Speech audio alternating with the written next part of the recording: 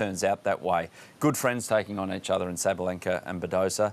Iga Swiatek, who has been just amazing so far this tournament in terms of the form she's in, and Madison Keys, the happy wife with a happy life, it seems, at the moment. And, you know, she's adjusted well for the husband and the coach, and it's all as one. So, yeah, great night of tennis ahead. That's right. You can see the fans taking it all in. Some jumpas, as you guys would say, in action tonight. I've got my jacket. It is a little bit chilly, and we're going to be diving deep into who the conditions will benefit tonight with our special guests. But for now, I believe we're going to send it over to El Rey, who is taking in some pre-match action. All right, we have no El Rey yet. No. But we will have El Rey. She will be joining. She's getting set up, I think. She's really behind the scenes, so we're looking forward to joining El Rey. First of all, though, we're going to go to our social poll. I want you to vote on this all throughout the evening. We're, narrowing down the bracket. Have a look at these two options you've got to choose from. This is the bracket, so we're waiting on one more semi-finalist. Oh, that was good. How's that? Just get one back at you for the swapping of accents. So, Jumpas and semi-finalists. We got... Where are we? We've got, down that bottom quarter, if you like. And let's get into it. Our options today. Standing ovation. Thoroughly deserved.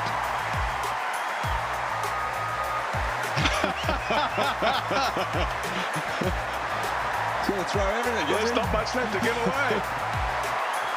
Well, this is one of the gutsiest performances that I think we've seen, Gary. Well, Arnaud Clément, he is just a wonderful entertainer. Listen to this crowd. He was being egged on for more there, I know. I remember that in the early 2000s when he made the final. But here's Jim Courier in the early 90s. Didn't need to get the kid off. His coach, Brad Stein, couldn't help himself. And in they went into the Yarra River, which was then, I think, Jim went on David Letterman and they revealed to him that it was the 16th most polluted waterway in the world. That's right. Yeah, Brad Stein jokes that he grew a third nipple after that jump into the Yarra. Or the Yarra, however you like to say it. He's never lived that down, no. Jim. I'm sure every time he comes back here, that I'm sure at least one person on his first day on site brings it up, say, Jim, you're going to do it again this year. So I don't think there's any takers now that Tommy Paul's out. That's true, but I think that means it was a good celebration if people are still talking about it, 30 years later. Exactly. Now, El, we're being told, is in position. We wanted to make sure that everything was okay there with El Rey. Oh, look at you on Rod Laver Arena. What's the atmosphere like in there? Is it a bit tense in there, El, or are you just keeping vibes high? Well, guys, I finally made it to you guys. Hello, welcome. I'm here in RLA, like you said, Rod Laver Arena, and we're watching the beautiful Iga Swiatek get practice ready for tonight's match against Madison Keys, the second night match. How are we feeling? Have you guys got any predictions? I'm not going to dive into the predictions, Elle, but I want to know what it feels like in there. Is it a closed practice, or are there fans in there? What's it like? There are fans in here, I will say. Normally I'm quite I project with my voice and I'm quite loud. I feel like I can't be loud in here because it's very quiet, very serious atmosphere. She's just swatched sides actually, so it's a nice little view for you guys if you can see her behind me. But yeah, serious vibes in here, calm, cool, collected audience. Yeah, the ones, the really keen ones, I noticed some fans already behind you taking their seat. The other ones, the more kind of flippant about their tennis ones are out there just making sure they get to the bar and get filled up before they head in there. Which one would you be, Elle, ordinarily? See, I want to say I want to be the person that's in RLA, but I just know I'd be the person at the bar. Unfortunately. Enjoying a sparkling water, it's fair enough. That's what I'm saying. Which one would you be, Adam? I'd be outside. You'd be with me at the bar? Yep, having a talk. Blair? I'm going to be the serious fan. Yeah, I knew it. I'm going to be seated and ready. Hey, Elle, what about the just having a look at what Iga's going through with her coach, Wim Pissett? Does it feel intense to you, or is it just going through the motions? I mean, are you like taken aback at a person who's won multiple Grand Slams before about what they're trying to do to dial in here? I don't exactly know how because I've been to a few practice matches, like we've done a few crosses, but they've been at court 16 just behind Kia Arena, so it's been more low key. These ones that are like really intimate, like here in RLA, they just feel more serious, and she has this really serious like demeanor about her as well. So I think it's very like down to the nitty gritty. Like they're trying to really pump her up for the game. It doesn't feel like it's like muscle memory. It feels like a real practice session. Yeah, cool. Well, I've heard there's rumours going around that you and Blair are going to have a hit tomorrow and we're going to film it. So maybe you can just yell out to Iga when she has a sit down, a little rest. Say, oh, yeah, good. Got any tips, love? I don't know if that's Can you your imagine? style. I was just like, how do I do a forehand? Can you just help me out real quick? I'll jump on the court. Yeah, I'm sure she'd love that before a semi-final. Oh, 100%. I think she'd be really keen. Sounds great, Elle. Well, I liked seeing the more serious side of you as well as the fun side, of course. And we, speaking of serious, are going to take a look at our first matchup tonight. Aryna Sabalenka taking on Badosa.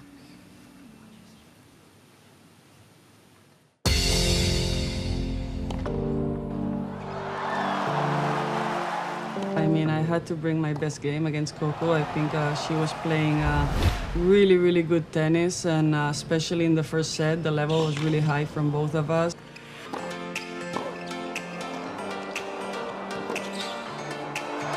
Oh, unbelievable from Badosa. And yeah, I had to bring my best, and I'm really happy that I brought it, and I played really, really aggressive today. And she gets the win, Badosa. I'm super proud of the level I gave today. A year ago, I was here with my back that I didn't know if I had to retire from this sport, and now I'm here playing against the best in the world. It was great to play in front of you guys. The atmosphere was amazing, and for me, this is a dream come true. She's a fighter. She's been through a lot. She's playing really aggressive tennis, serving well. So I'm happy for her, and I'm really happy playing against her in the semis. Aryna, she's showing why she's #1 in the world. She's playing great, very intense, very aggressive. That's brilliant. That's absolutely brilliant. I mean, I expect a battle there. It's going to be a very tough one, but I'm really looking forward for a challenge like that. A two-time defending champion survives. She'll take on her very good friend, Badosa, in the last 4. Just super happy I was able to somehow magically win this match. And of course, guys, thank you so much for the atmosphere. I will step on the court in the semifinal, and I will want to win so badly. So that's part of me, and I think when I'm in the final rounds, my level raises, and I just want to give my 100% there and leave it all on the court. You just have to prepare yourself for tough battles, and you have to be mentally ready to fight for it. It's not going to be easy, and you have to fight no matter what.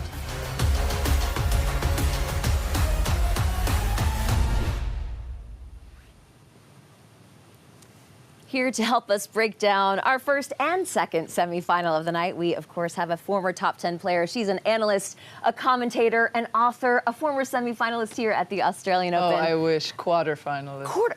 I was in the semis of the French. Oh, but thank you for making me go one I just think step the best of you, always. Oh, you're the best player. Quarterfinalist, my pleasure, as always. Well, Andrea Petkovich, thank you so much for being here with us tonight. Well, I missed you. I was here on the very first day, I think, that Bluezone started. And we might have where peaked. You are now. No, look where you are now. You are the love child of the world feed. We love it. Love to see it for you guys. Legitimate or no, we won't go there. Just on this matchup, like it's more a personality thing before we get into the form and the ins and outs. Sabalenka and Badosa are friends, very good friends. I don't know if you ever had this in your career, where not just any old match on tour, but a big match on tour. How does that dynamic play a factor at all tonight? I mean, I'm not going to lie. I know they all say, oh, we don't care, we don't care. It's awkward. Yeah. It's just awkward in the beginning. And the reason I say that, my biggest rival was Angie Kerber. For the longest of time, we've known each other since we were 10 years old. We played every big match in Germany against each other. And then I made the top 10 first, but then she overtook me by 100-fold and won here at the Australian Open, I think 2016, is that correct? beats Aryna in the final. But we played very often against each other and oftentimes big matches, and it is awkward in the beginning because you're in this weird zone that you, of course you want to win, but at the same time, you know you're hurting your friend if you do win, right? So it's a little bit strange. It kind of settles after 4 or 5 games, and you can just focus on the task at hand. The other awkward thing is the strategy, because you know each other so well, and you know how the other one thinks and where their instincts go, and so you are in the strange mode where you have to ask yourself, does she know what I know, or does she think I think that she thinks? And that's why I feel, and it's just becomes so confusing because you obviously with Angie, for example, that forehand down the line, I knew exactly when it was coming, but then she would be like, oh, maybe I should go cross court because Andrea knows it's coming. It is strange, I'm not going to lie. It is a little bit weird, but after a few games, it usually settles. And they've played now, I think, 8 or 7 times against each. I think it's 5-2 Sabalenka. Yeah, exactly. Now, I know, obviously, Aryna Sabalenka, the favorite in this match. What does Paula Badosa have to do to get the upset? Well, you know what? I think Paula actually played the best match of the tournament. I thought the match, especially, she mentioned it also in her interviews, the first set against Coco Gauff was the highest quality at the women's tournament that I saw. And I thought Paula played brilliantly from point 1 to the last point. I do think this is the type of level she will need again today against Aryna Sabalenka. I think she will need to serve as well and to hang tough in the rallies. What I was most impressed with Paula was her resilience, because I think we all know what an incredible tennis player she is, but she was a very emotional tennis player, which makes her good in some instances, but sometimes it also hurts her. And she has been able to keep those emotions in check and really use them for a positive. And it was funny because I asked her in the on-court interview, Paula, you've been so resilient and tough. Where does it come from? Did you tell yourself something? And she said, well, you know what? I saw myself on the internet with that clip with Stefanos where she was gesturing around and he was trying to calm her down. And she said, I really didn't like the sight of me, and I decided I'm not going to let myself go down that road. And that's so impressive because it's easy to say, right? I'm not going to be negative anymore. And then 3 seconds later, you're like, my life is miserable. Totally different conditions to this match. It was a really hot day in Melbourne a couple of days ago. It's cool. Roof's probably going to be closed. But for Badosa, I saw her earlier in the tournament live in one match where she just took everything so early, way inside the baseline. It was against Talia Gibson, so different opponent tonight. But does the first 5 games tell us a lot about what Badosa is going to try and do, as in attack? Is that where she has to do it straight from the start? Well, I think today she will. If it was a hot day during a match during the day, I think she could have used her heavy forehand a little bit to open the court and keep Sabalenka on the stretch, whereas Aryna is so good when she can set up for her big ground strokes. And now the roof is going to be closed. It's going to be like an indoor tournament. I do think it slightly favors Aryna in that regard, but what you said, if Paula can force herself to be really aggressive, because we saw what can hurt Aryna as well, which was Pavlyuchenkova's game in the previous match, where Nasty just stepped up, defended the baseline as if her life depended on it, and was not going to budge. And if Paula can pull this off, she has a chance. But this is the type of pressure that Aryna has earned now with how she's performed, especially on the hard courts, that you know you have to be at your best, and that creates mental pressure. Do you think the fact that Aryna has been through some scratchy matches, she's really had to claw to get her way through to the semifinals, do you think that's helpful to her going into this one? It sometimes can be. I was worried for her last year because she was so dominant. And then sometimes when we are confronted with the first moment that is difficult, we falter because we haven't practiced those situations. She's had difficult situations. She came back from 5-3 down and said she came back from 5-2 down, and she lost the set eventually against a fantastic playing Anastasia Pavlyuchenkova. But she came through, and I think that's the growth of Aryna Sabalenka, the emotional growth particularly, that she has learned to find solutions and not self-destruct. And that's been, for me, the most mind-boggling thing to watch her grow so fast in that regard, because we all remember the matches when she would just falter, self-destruct, and not find the court anymore, and that hasn't happened any longer. Yeah, when she's got on runs, she's got on real runs. She's actually been broken 15 times, her serve, this tournament. But the thing is, she's broken the other player a total of 26 times. And we've just got some vision from moments ago as well, Andrea, of Sabalenka. She looks completely flustered. And, like, just you wouldn't believe how stressed she looks with her coach. I mean, look at this.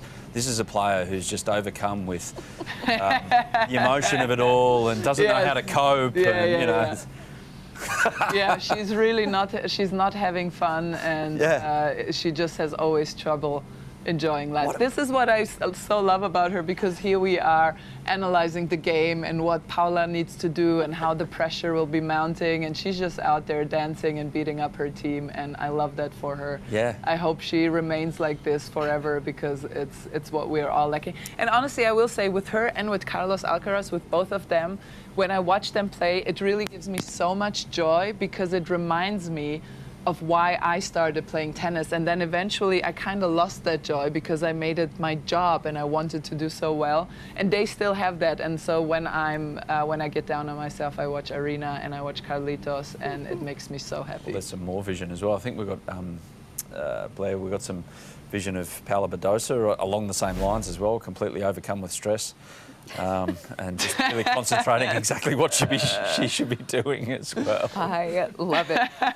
Both of these two know where the cameras in the room are. They know where their angles are. That was one of my favorite moments at the WTA Finals in Riyadh this year, where I was just going to mention the fact that Aryna, she knows where her angle is. She knows where the cameras are. As soon as I mentioned it, she goes eyes to every camera in the room. So unbelievable. But you sort of put it in perspective there, how hard it is when this is your job, when there is pressure, when people are having commentary on why you lost or if you should win. How hard is it to keep that kind of attitude when you're at this level and you're in the public eye?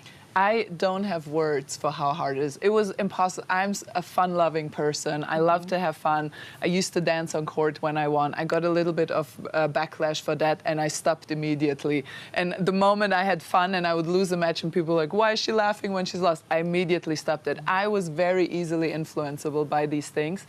To be fair, I think this generation is so much better in handling social media, because I'm exactly the generation that grew up in a time where there was no social media, but then kind of in formative years, when I turned 21, 22, it became a huge thing. So I think I was just not equipped well also to do it. They know how to handle it a lot better.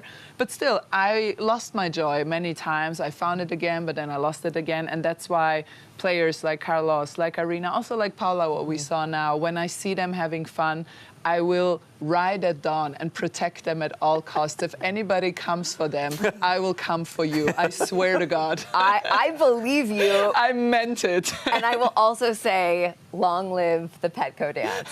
Those were the best days, the original days of YouTube and YouTube Shorts. And you were doing those things before that became something that players were doing. So you were a trailblazer. I was the avant-garde. Yes, 100%. Quickly, the other semi-final, the second one tonight, when Iga Swiatek walks on court, if Sabalenka has been beaten, not only is the fact that making an Australian Open final is on the line, the world #1, obviously not a consideration for now, maybe after, but how do you see the matchup between Iga and Maddie? Well, this is a very interesting matchup to me, because I think Iga Swiatek has really been the player to beat at this Australian Open. She's been in absolute top form, and I saw it brewing at the United Cup, but honestly, I wasn't thinking that it was going to click this quickly into place.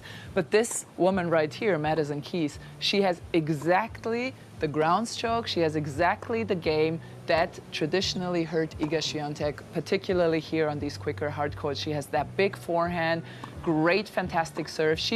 I take her and Alexander Zverev really as my idols, because they have changed everything about themselves basically as tennis players. They have changed rackets, they have changed strings, and they have changed their serve. And so I love when these kind of things get rewarded quickly, because it keeps the players improving and it keeps them trying things out. And so that's why it's going to be very, very interesting. Madison is the one who's won the most matches here in Australia. She hasn't been beaten at all in the year of 2025, and if you need something, it's confidence in tennis, and she has that. Speaking of making changes, we've heard a lot about Iga's serve and her forehand and changes she's potentially made with Wim Fissette at the helm. Can you explain to us what exactly those changes are? Yes, I can, and that's why I love the United Cup, because it's much smaller. You get to actually talk to the teams. I had some great talks with Wim before we all came here, and it became a jungle, and nobody says hi anymore, right? This is not Wim, but just it's me. I'm so stressed with all my TV work. Yeah. But and he told me a few things. So he thinks, which is really interesting. So for anybody who remembers Iga from 1 year ago, she would take her elbow straight up. So it was almost a disjointed service motion. She would take her racket up straight into the trophy position, then toss the ball up and then hit it.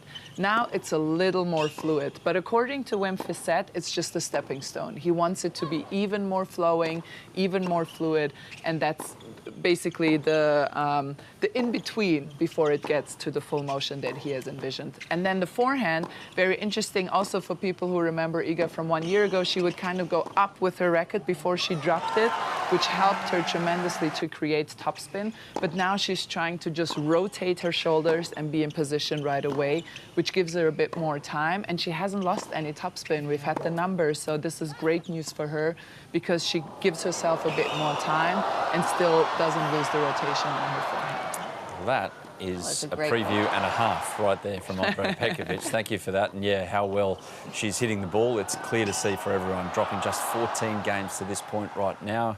She's smiling after a warm-up. She's ready to go. She too, very stressed, clearly. Yep. Yeah, all the semi-finalists are up in arms. Yeah, everyone's just so happy down there. Anyway, Andrea, you're happy always. Thank you for that. And thank you, we'll guys. catch you soon. Thank you very much for Thank you for by. having me. And congratulations on the Bluezone and just surpassing everybody else. Well, we wanted to make our final weekend and we got there, so that's the main thing, Blair. Thank you for bookending, Andrea. I just saw the 10-year contract. Yeah. Behind the scenes. It's been printed. Great. BTS. Great BTS. Breaking news. Well, thank you so much, Andrea Petkovich. And we are going to send it over to Elle, who was in Fed Square earlier today. I am here with the beautiful Caroline. Tell me, how does it feel being back in Melbourne? I love Melbourne. It's such a great place. Obviously, a place where I have so many good memories. So I always love being here, and I'm so happy to be back. We're so happy to have you. The AO is up and running. It's in full swing last couple of days, actually. Who are you rooting for? Which game are you super excited about? I don't know if I'm rooting for someone, but I think the women have been playing some phenomenal tennis, and I can't wait to see what happens today at the semifinals, and then obviously who comes away with the trophy. So that's what I'm most excited about. Oh, lovely. And this is such an incredible event. How does it feel to be standing here and be honored in this beautiful way? Well, this room is filled with inspiring women, and I am just so happy and privileged to be here today. And I feel very honored to walk up there and be talking a little bit in front of all of these incredible women. So what a fun day when women can inspire other women and when women can support women. I think there's no better way to spend my time. It is so lovely, and you're an inspiration to many, including myself. Who was your inspiration as a young girl? My mom was a big inspiration to me. She's a superhero. The way that she's been able to just take care of our family and to make everyone just feel calm and collected, when I know now after having 2 kids how stressful everything can be and how messy things can be. She's always made it seem so simple. So my mom is a superhero. That's beautiful. And lastly, there's so many people that look up to you. What is a few words that you'd like them to take away from your experience and, how you would wish to inspire them? I just, I've always wanted to be known for someone who works really hard and who gives her best every single day and who's nice and polite and friendly with the people that I meet. So I hope I leave a good impression with everyone around me. Oh, beautiful. Thank you so much for your time. Thank you so much.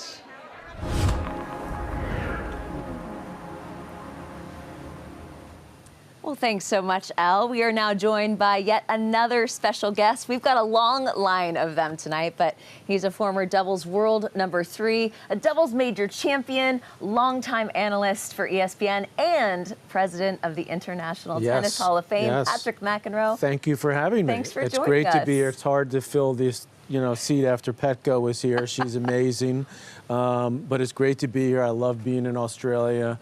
It's my favorite event all year. Really? With the activities that go on for all the fans. And the players and the media. I just think they just do such a fantastic job here. A little bummed about the weather at the moment, but it's Melbourne, right? So it could change quickly. That's right. It'll be 35 degrees. It'll be fine, or 100 in your language. And thankfully, finally, we've got a well-dressed male on the couch as well. So that's right. It's about time. I'm going to have to step it up, okay? I know. I'm ready for golf tomorrow, so that's the main thing.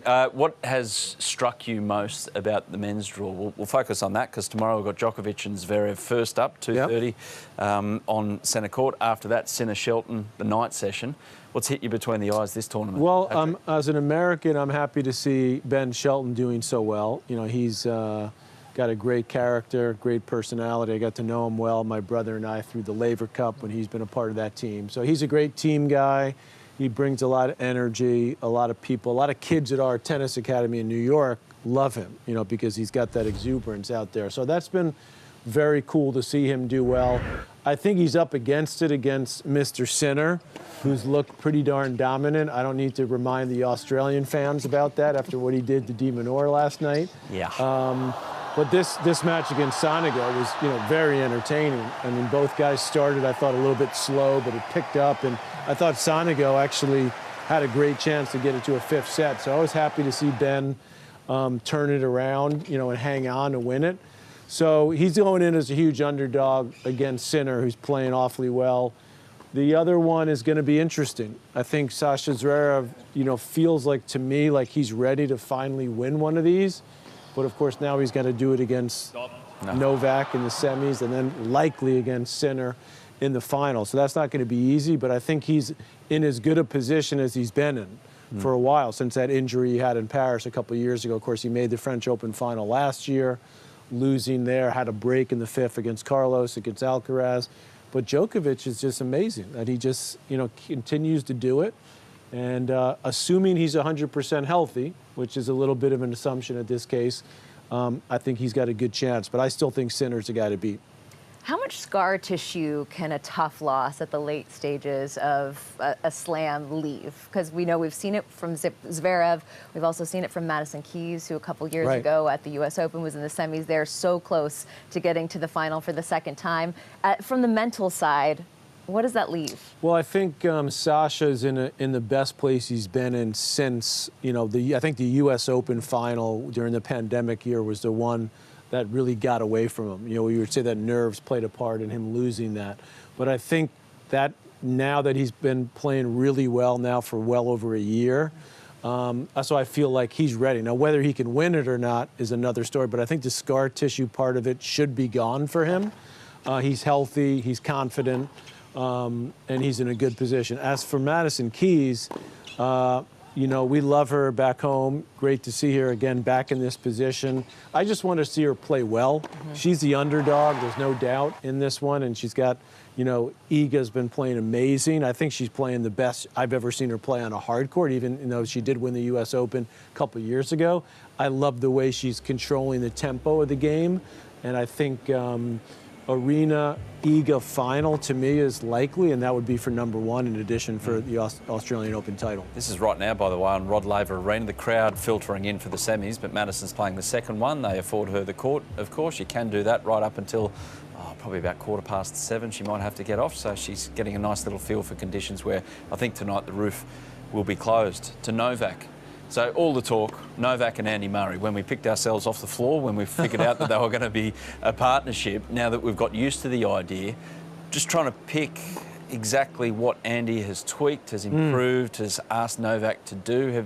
Has anything jumped out at you? Well, I was asked before the quarterfinal match, what has Andy Murray brought to Novak so far? And my answer was nothing. Okay, I mean, not in a bad way, but and I said, this is when the tournament starts for Novak, meaning in the quarters. So what we saw there was some vintage Novak in that, you know, he got injured a bit, and he was able to play through that, play very offensively, and then kind of put, you know, the mental squeeze on Carlos, which I think he had never really experienced in a big match. We know what he's capable of on the court. He's an amazing talent, so on and so forth. So I think that's why you saw Novak go right over to Andy Murray at the end of the match. I thought that was telling, that he went over there He's sort of, he's got his whole team that many of those guys have been with him for a long time. But he went specifically over to Andy. So, Andy's been pretty tight-lipped through this whole tournament. He's not talking to anyone. Do you think he's leaving the hotel room? I don't know. Might be holed I up. don't know. I mean, he's definitely been like all in, and that's kind of what you have to do when you become part of the Novak team. So he's recognized that, and again, I think what we saw from Novak and his ability to get through that match against Carlos was something extraordinary. We've seen him do it before. And now against Zverev, a guy who, obviously Andy's played a bunch of times, and potentially against Sinner in the final. Because I think Novak, to me, is a slight favorite against Zverev tomorrow, but he's not going to be the favorite against Sinner if they play in the final. Yeah. Well, Patrick, you are on the call for the first women's semi tonight, Sabalenka taking on Badosa. But as I mentioned off the top of the segment, you've got a whole other role as president of the International Tennis Hall of Fame, which has launched this incredible program called Be Legendary. And I was wondering if you could explain to us what that is and what you guys have been doing here in Australia. Well, they here in Tennis Australia had a great initiative with a 10 and under group of kids from all over the country coming here. So we were able to partner with them and really educate these young kids about the history of the game, use some of the Hall of Famers. Leighton Hewitt's going to be joining them, which is going to be amazing. So we're very happy about that. Ash Barty, who is not in the Hall of Fame at the moment, but she will be. She will be in the Hall of Fame. I just finished doing a podcast for our Hall of Fame with Mr. Pat Rafter, who is always great to talk to. But I think it's so important that we're trying to spread what we do in what the Hall of Fame means to the tennis world to young people, particularly kids from 10 to 18.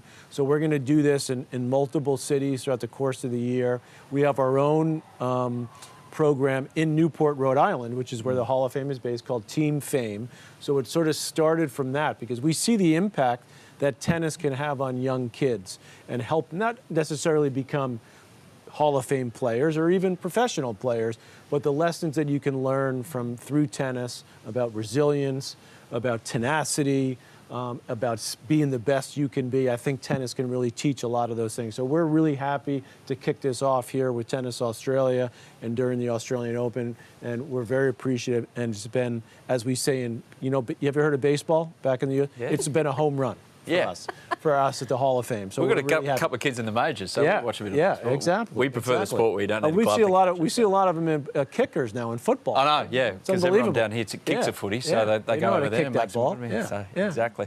Another one, mate. Can you remember back to the early 90s, apart from the short shorts and the big hair, what stands out about the run you made one year at the Australian Open? What's your endearing memory? Well, that was pretty amazing for me because actually I was one of the last players into the main draw because of my ranking was outside the top 100. So I got a little bit of help with a decent draw, but I beat a couple of very good players, including another Hall of Famer, Mark Woodford, who's one of the all-time doubles players of all time. So for me, that was one of the great runs, of my career. I'd had a good run at the U.S. Open one year as well. I was here completely by myself. I think back, I look at the entourages that all the players have, and I was there by myself, staying in a flat in South Yarra that I had rented with two other American guys, and they both lost in the first round. So I'm in this 3-bedroom flat on the other side of town, and I used to walk back and forth to get to Melbourne Park. It was kind of part of my routine. So I was just really on my own, and to make it to the semifinals, and I don't know if you remember, I had one of the quotes of the year that year. Yeah. Because I came into the press conference, and there was, I'd never been before this many people in the press, to reach the semifinals. And somebody asked me, the first question was, "Are you surprised, to be in the semifinals?" I said, "What's so surprising? Edberg, Becker, Lendl, and McEnroe." That was the Final Four. And I played Boris Becker in the semis and actually won the first set. Yeah. Here's a lesson I'm going to say to the Be Legendary kids, okay? Yeah. Don't get ahead of yourself because I'm playing Becker. I win the first set. I'm up, I think it was 2-3 in the second set, and he was serving at break point. And I had beaten Becker a couple of times. He was a one-guy top player that maybe I could beat. And I remember thinking to myself, holy, I won't say the word, holy mackerel. Yeah. I could be in the finals of the Australian Open. And that's when the proverbial wheels fell off. And Boris dominated me over the next 3 sets. And then he won the final and became #1 in the world. Did you walk home after that? Did you walk to the semi-final? I ran home after that, okay? After that. I'm like, I'm running home. Give me the bags on my back. I'll run across the botanical gardens. And that's what I did. Still a great run. Yeah, fantastic. And by the way, I also made the final. This is when men were men. Okay, I made the finals of doubles that same tournament. That's right. When I got back to home in New York and I'm going to work out, I'm going to train, I'd lost 15 pounds.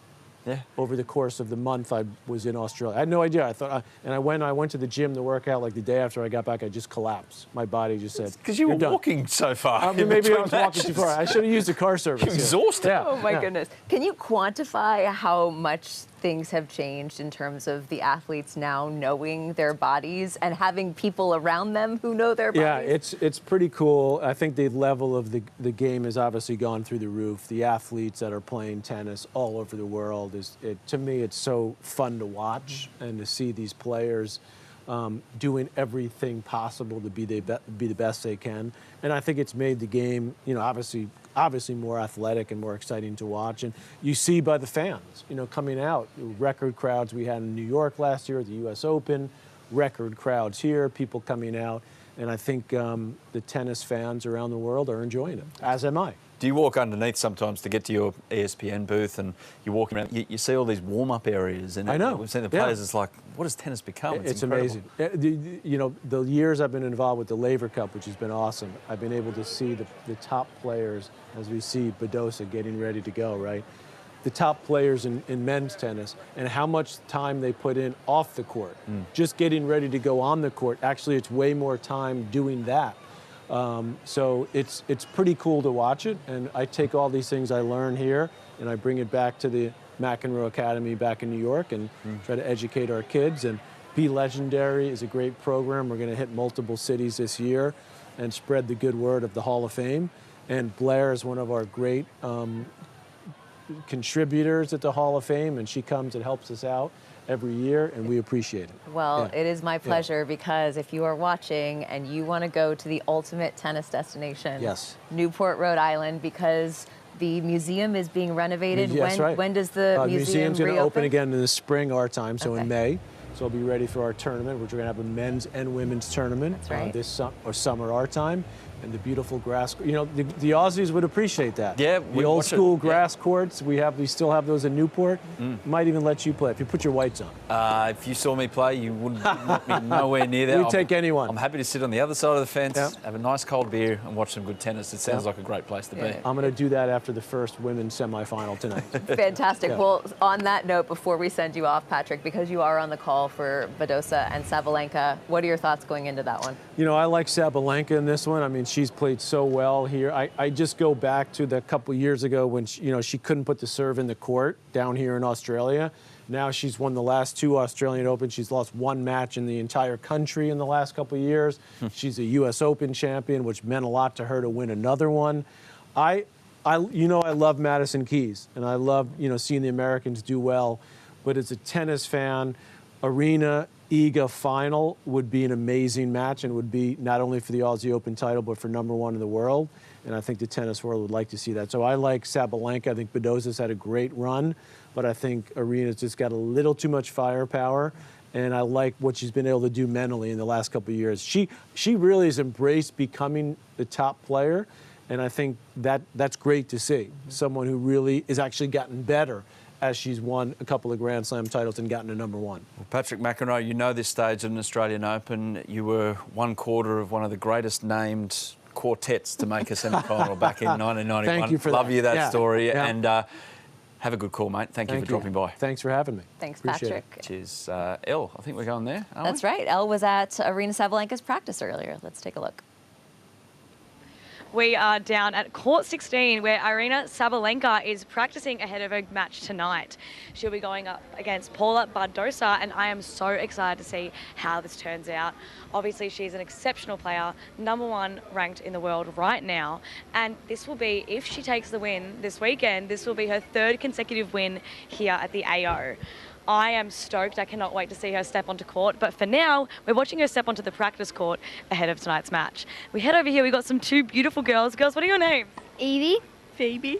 Evie and Phoebe, aren't they adorable? Now tell me, is this your first time at the AO, or are you guys experienced? I'm experienced. Yeah. I'm not. Evie's experienced. Tell me about your experience. So we've been here a couple years now. We've stayed in the city a couple times, and we've been to lots of matches. And are you a big Sabalenka fan? Yes, definitely. Are you too, Phoebe? Yes. Okay, what is your favourite thing about her? I like the way she hits the ball, and she just keeps going even if she loses the point. Yeah, she's a powerhouse, isn't she? Yeah, same. Same, twins. Evie and Phoebe, of course. Okay, so I see you've got some balls. Show the camera. Did you guys grab these at the AO shop? Yes, we did. Okay, do you get a new one every year? Yeah, I do. I felt it. Now, are you hoping to get some signatures from Sabalenka after she finishes? Yeah. Fingers crossed. Have you gotten any really cool signatures every other year you come? Yeah. Who? I got Poprin's signature. Aussie King? The list goes on. Dimitrov's. Can't really remember now. She's gone mind blank. She's got all the signatures. She's got way too many, hey. Okay, and you guys, will you be heading to the down to the game tonight, or are you going to be watching on the big screens at Grand Slam or Garden Square?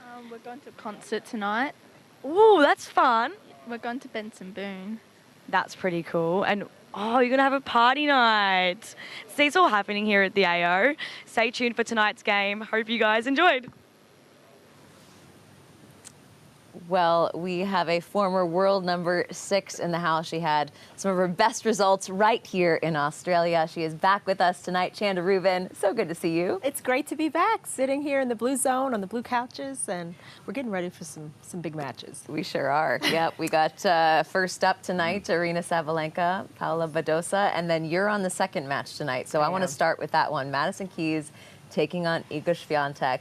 And I feel like that deep sigh is sort of everyone's reaction to this match, because Iga Swiatek is playing that well, and you know the mountain that Madison Keys is going to have to climb to get the win.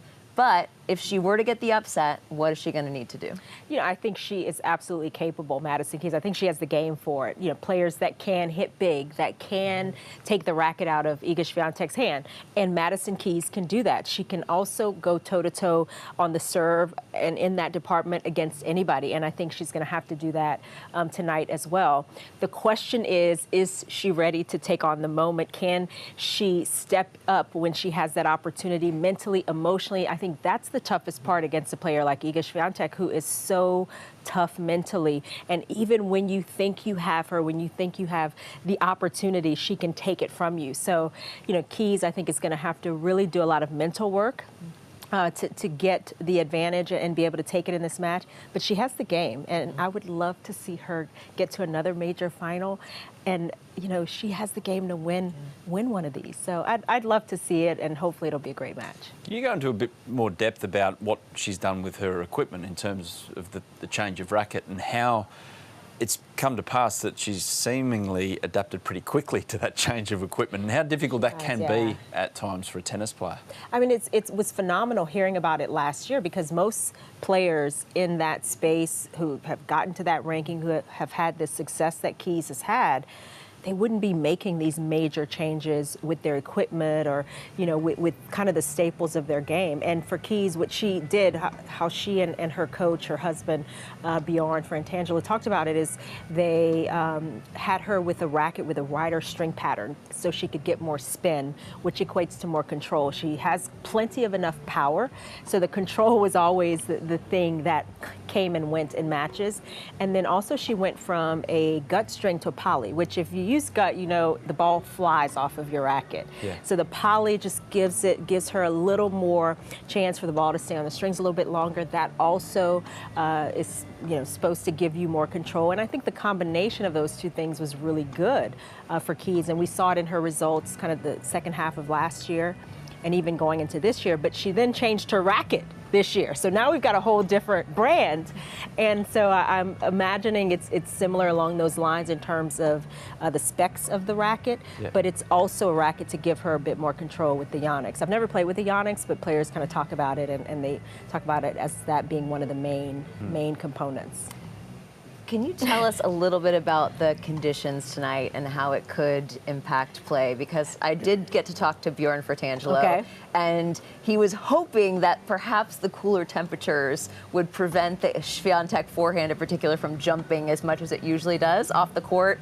Who do you see it benefiting more? That's a tough one, because I initially felt like the warmer, quicker conditions were going to be better for Madison. You know, I feel like with these courts, you know, she can hit through the ball, her ball stays a bit lower, and it can drive through the court, especially if you're watching it courtside and you're having to deal with it on the other side of the net. Obviously, Swiatek, she does have that spin. It can jump up and it can be difficult to handle, but I don't think Madison has a problem with that. So I would have preferred for her some warmer conditions, but I mean, her coach, he has to know best, right? Yes, and so we'll go with that. Hopefully she can, I think, relax enough to use whatever extra time she may have to then produce, you know, really cleaner shots and hit to big targets, but still keep going for it. That's been the key, the matches she has won, and even some of the tough situations she's come through. I think she's gotten aggressive-minded, but still to big targets, which, you know, is sort of that cliche. You hit big, hit big to big targets, or however they say it. Yeah. I never learned it all the way, but it was my ideal. I learned one early on. Just try and hit the ball over the net. Right. It wasn't successful from time to time. Aggressively to big targets. Yeah, exactly. That's what it is. Aggressively to big targets. Just one on Iga overall.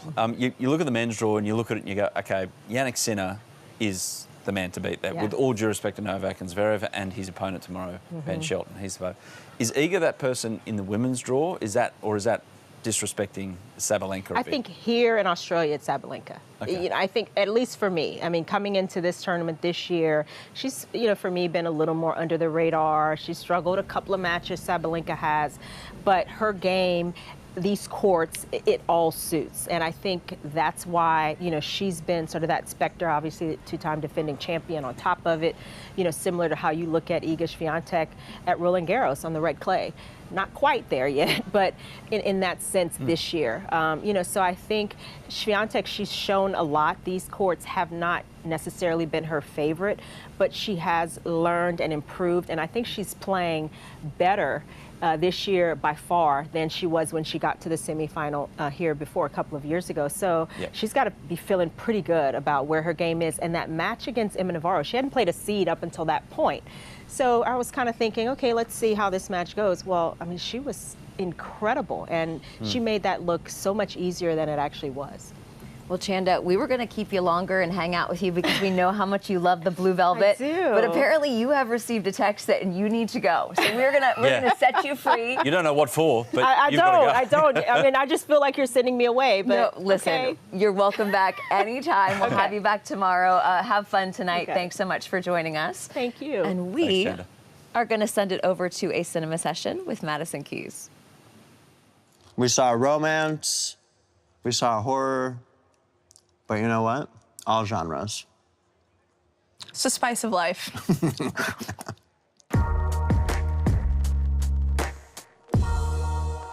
What a win. You beat Aryna Sabalenka. She had beaten you, I think, the last 2 times you guys met.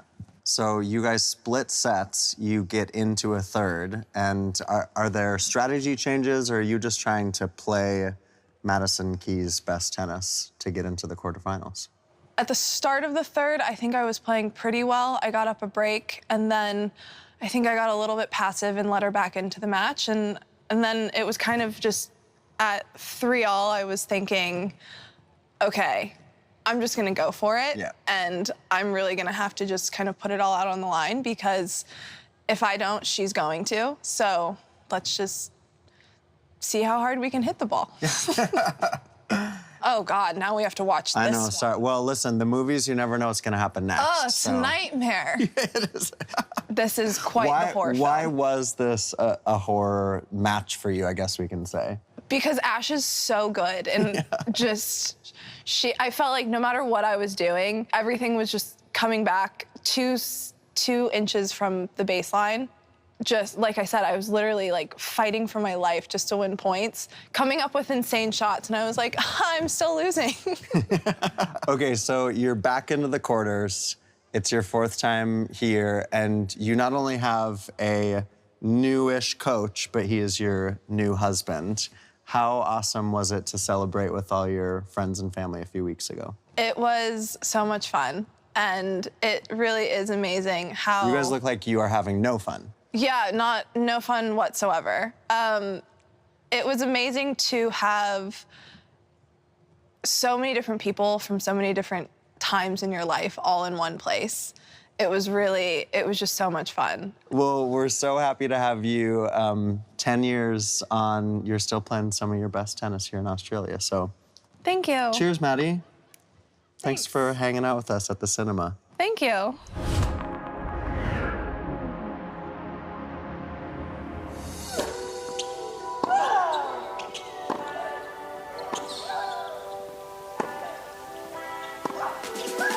Madison Keys into the semi-finals of the Australian Open, and the run continues here down under. 10 years later in the semi-finals again, I'm really proud of myself and really excited to play another semi-final here in Melbourne. She likes to also play intense and pretty fast, you know, and she's using her powers, especially on the faster hard courts. I think the biggest thing that makes her so difficult to beat is because since she moves so well, if you miss your spot just slightly, she has enough time to recover, and then the point goes back to neutral.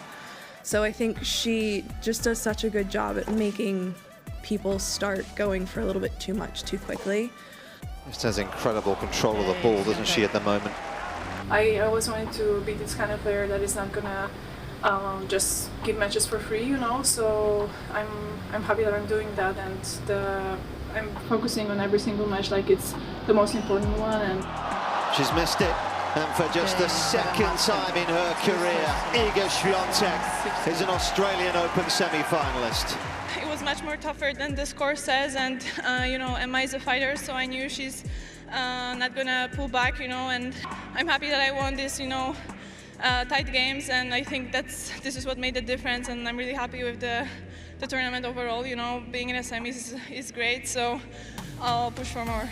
This is really, you know, what they call the business end of the tournament. So you just have to go out and do your best and leave it all out there, and I think as long as I can do that, no matter what happens, then I can walk away with my head held high. I guess in semis, if you play against any opponent, they deserve to be there, so it's gonna be tough no matter what.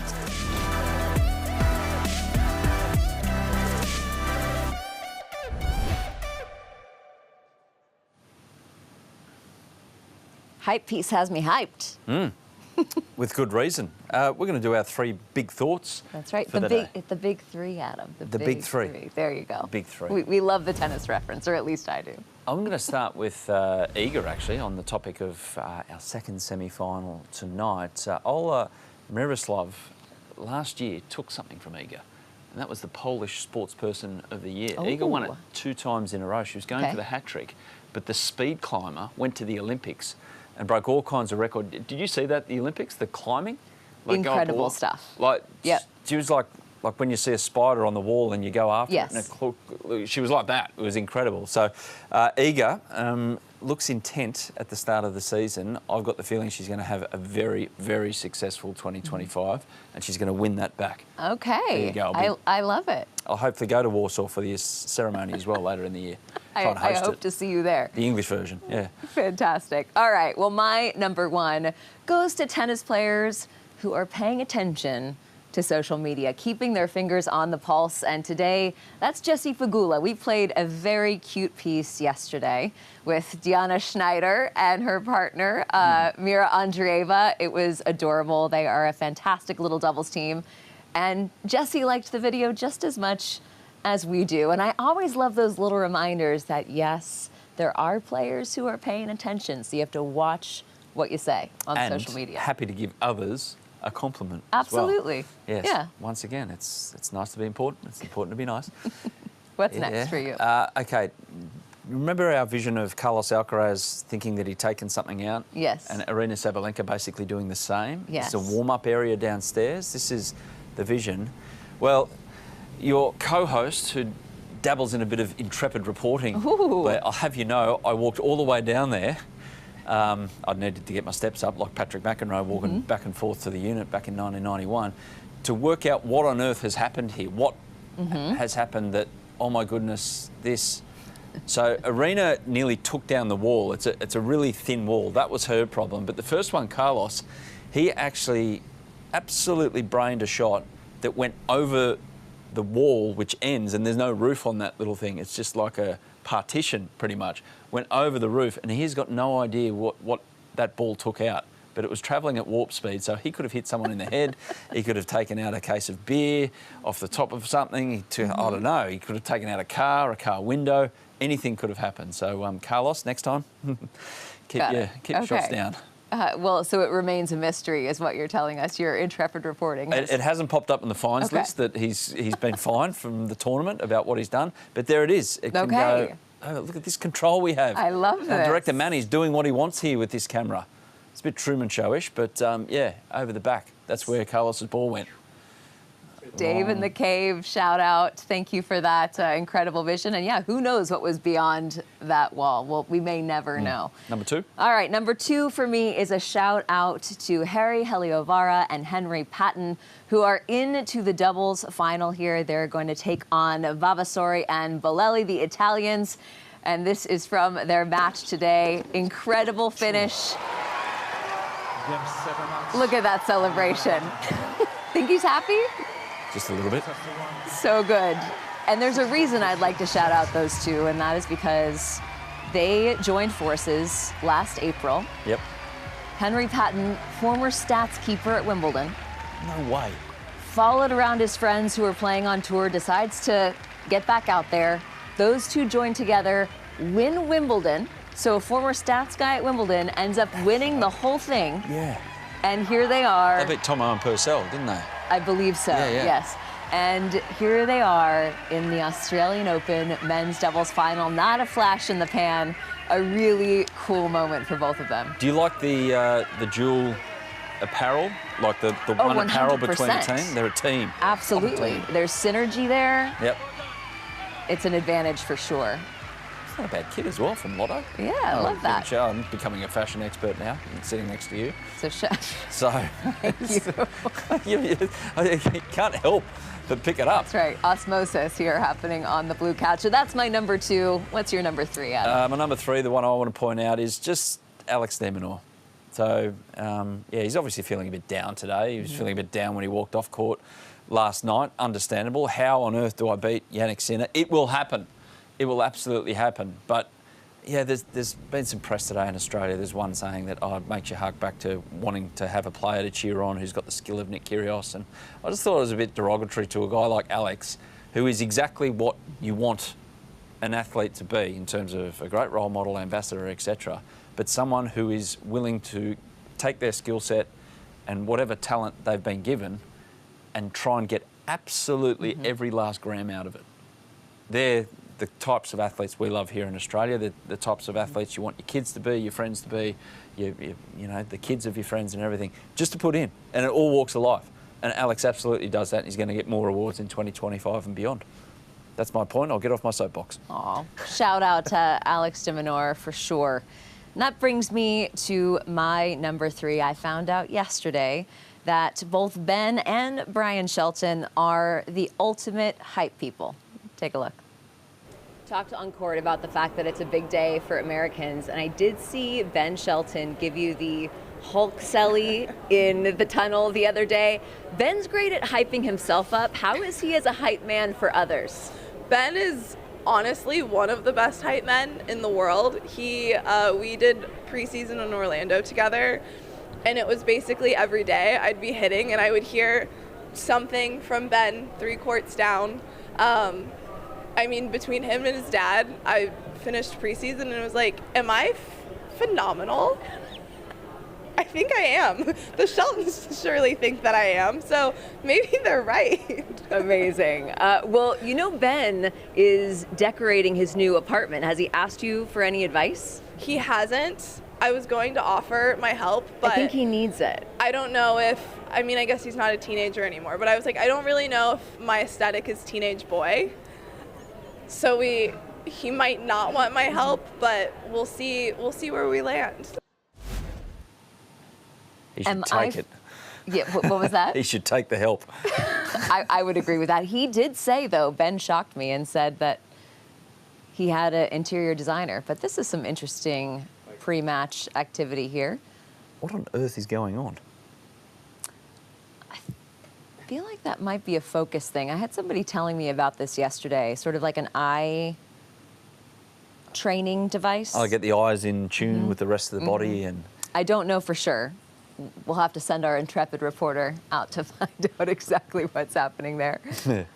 There's Badosa just off the treadmill and then getting things really moving. So we're moments away from the two players hitting the court. And just a reminder that if you want to watch the matches that are coming up, the two women's semi-finals, check out ausopen.com and find your local broadcaster. And there's a list of them there on the website, also on the app as well, who is showing the matches in their entirety. And we'll be back at the conclusion of the second semi-final for a little wrap show here on Bluezone. So, yeah, plenty to look forward to. And, yeah, check out that broadcaster list to see where you can watch it in your territory. That's exactly right. And I actually went through the transcripts from Aryna Sabalenka and Paula Badosa after their last matches. I thought it was really interesting that somebody said to Paula Badosa, now that you've made it to your first Grand Slam semifinal, does it maybe free you up going forward? And her response was, I'm never going to feel freedom unless I win the tournament. And those are fighting words. Yep. Yeah, and that's pretty much keeping to her personality traits that she's seen so far, or showed so far in her career. I mean, it's amazing to think in May last year she was 140. The ranking just obviously ballooned out because of the back troubles that she had, got herself physically right, and here she is in the semi-final. I mean, she's always had this boom on her that she's an outstanding player. Nearly got to #1 in the world without winning a major. That's hard to do with the rankings points, how they are. But yeah, she's certainly in the ascendancy with her ranking, and there's the second one that's coming up tonight on a cool night in Melbourne. It does look like they're opening the roof a little, so they're pretty confident there's no rain, so that'll change conditions somewhat. Bit of wind will get in. It is breezy, and sometimes that wind, once it gets into an arena like that, it can get a little bit swirly. But as you can see, a little bit of fog in Rod Laver Arena right now. There were some pretty exciting looking opening ceremony activities happening on court. They do an amazing job with the light show at Rod Laver Arena. There was a concert on there as well. But how do you see this one, Blair? So Sabalenka, her serve, we go back to that story we told earlier on Bluezone a few days ago. Gavin McMillan, the biomechanics expert who fixed Sabalenka's not only serve but probably her career when she was going through those serve doldrums, and now it's a much more steady proposition and can be a powerful tool, especially the first serve. But Badosa has been deadly on second serve receives, like just being able to get on top of an opponent. Is that a defining factor here, or is it something else that you've been able to pick out? It's hard not to think that Aryna Sabalenka does everything that Paula Badosa does, but just a tiny bit better. But Paula Badosa, again, has the ability to take the racket out of an opponent's hand. And I will be interested to see if she plays her best tennis tonight. I think she's going to need it. The head-to-head record is Sabalenka 5, Paula Badosa 2. Sabalenka has won their last 5 meetings in a row. But, asterisk, 3 of those came last year, and I am just not counting those because I don't think that was Paula Badosa at 100%. I think she was still building back up. So I, in some ways, feel like this is a little bit of a clean slate match, knowing that Paula Badosa seems to be feeling 100% healthy. If Badosa wins, I think it's going to really stand out in terms of level of performance. As in, she has played one of the matches of her life, because that's what she's going to need to bring against the player who's gone one loss in nearly 3 years of play here in Australia. So, yeah, it is set up for something quite special in a way with this semi-final and how it's matched up with two friends, two people who know each other so well, and they're getting ready to get the call. They've come back to the player waiting area underneath Rod Laver Arena, and then they'll get the official call. It's time to the minute. Obviously, everyone around the world wants to know exactly to the minute when they're going to walk out on court, and Sabalenka hasn't joined Paula right there yet, but yeah, a few tunes and a million thoughts going through those ears of hers. That's right. I cannot imagine the nerves that she must be feeling, but she believes she can win this. That I do know. I don't think there's any intimidation factor. Of course, we've mentioned many times they're very close friends, so I don't think there's a fear factor for Paula Badosa at all, and I think she's going to come out firing. We know we're going to see big hitting tonight, that's for sure. Many unknowns, that is not one of them. Yeah, it's not going to be slice, drop shot. There might be some of that, but yeah, mainly it's going to be clean hitting through the court. Having a look at our viral moments, the draw, well, Jim goes on, Jim Courier, Jim swims from the early 90s when he won it for a second time, jumping in the Yarra River with Brad Stein. That's got 72% of our social poll vote, so that competition goes on. Definitive stage there, semi-final stage of our social poll, which is in keeping with the rest of the tournament. I'm on the edge of my seat. I can't wait to see what will come out on top, and we'll have the same question for these couple of matches tonight. Yeah, who knows? Well, that's the thing. I mean, you've got the three big events really that stand out for us is women's singles, men's singles, and social poll across the weekend. They're the three things that are up for decision. No, you've got some doubles, you've got some mixed doubles, you've got some all abilities events as well, and we've got one of our combatants in the first. And they've done this. They do the light show underneath as well now. This is an extension of the Champions Walk, which is just in front of Paula Badosa, but I think Aryna's coming in soon. They know how to put on a show. There she is. Together. And again, this is the first time that the #1 and #2 in the world have been in the semifinals here since 2018. That was also the last time the #1 and #2 were in the final. So a little bit of history. So that's us for Bluezone with our preview here on AO Bluezone. A reminder, check out ausopen.com/broadcasters to check out where to watch this one. Enjoy the matches wherever you're watching. Blair, we'll see you post-game for Bluezone after the two semi-finals. Can't wait. Enjoy the tennis. Aryna Sabalenka. Absolutely dominant performance. A two-time defending champion survives.